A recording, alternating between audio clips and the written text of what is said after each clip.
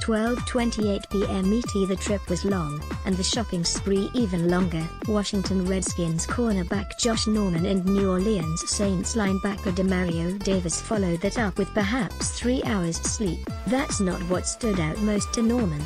However, when recounting his handing out supplies to migrant families and children in San Antonio, rather, it was when a woman gave him a nearly 10-second embrace, and when a child did the same.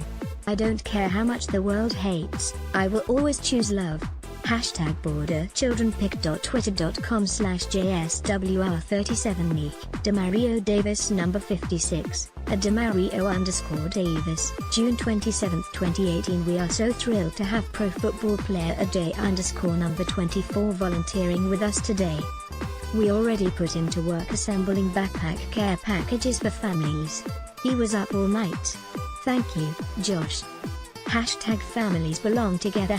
#teamwork makes the dream work. pic.twitter.com/retweetsnid, Rices, @Race Texas, June 27, 2018. #compassionate Saints linebacker @Demario_Davis and Redskins cornerback Josh Norman were at the San Antonio bus terminal today handing out care packages to immigrant families there. "If you see wrong, you stand up and do something about it," Davis said, @J_number 24 @Race Texas. pic.twitter.com/9BJSFC4D4, Compassionate, @Compassionate1, June 27, 2018. "I could feel the weight lifted off her shoulders onto mine," Norman said. "It was like she was carrying this big burden. I feel good to help. That will always stick with me." And seeing one of the kids light up like a Christmas tree, she ran and gave me a swan dive hug. Norman and Davis handed out nearly $10,000 worth of supplies to migrant children and families at a San Antonio Greyhound bus station Wednesday. The migrants had been released from detention centers but were still waiting to be transported elsewhere. Norman and Davis split the cost of the items and paid their own way. They worked with the Refugee and Immigrant Center for Education and Legal Services, RICES, to hand out backpacks full of items, ranging from toys to snacks to toiletries. Norman said he and Davis arrived in San Antonio around 6 p.m. Tuesday, ate dinner, then headed to a local Walmart where they shopped for 4+ hours, filling 12 shopping carts. Norman said they put thought into what they were buying and not just piling items into the cart. If it was something he liked to eat, for example, it was purchased. "It felt like 30 minutes because there was such joy in what we knew we were doing," Davis said by phone. They finally returned to their hotel around 4 a.m. They arrived at the facility around 9 a.m. and, after a short tour, handed out items until approximately 6 p.m. By the next morning, Norman was again on a flight, this time to attend summer workouts. He's also going on a family vacation next week. In other words, it's a busy time.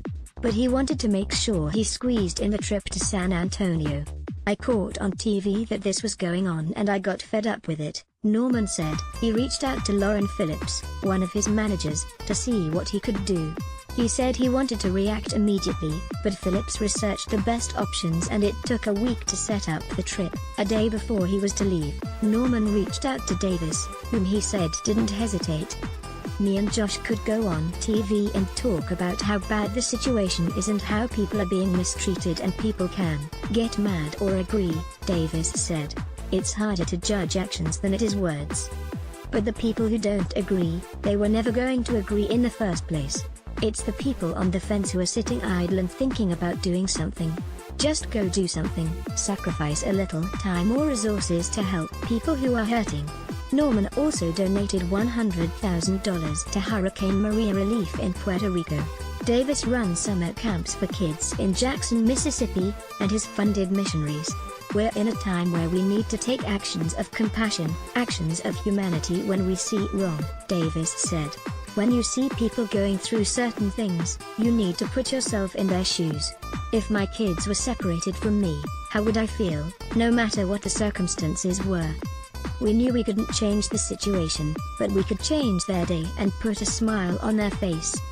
The migrants did not know who the players were and they needed translators to converse. Norman estimated they handed out items to at least 90 people during the course of the day. Norman said seeing the families in the bus station changed his outlook, putting into perspective some of his own complaints. He said he wants to continue helping.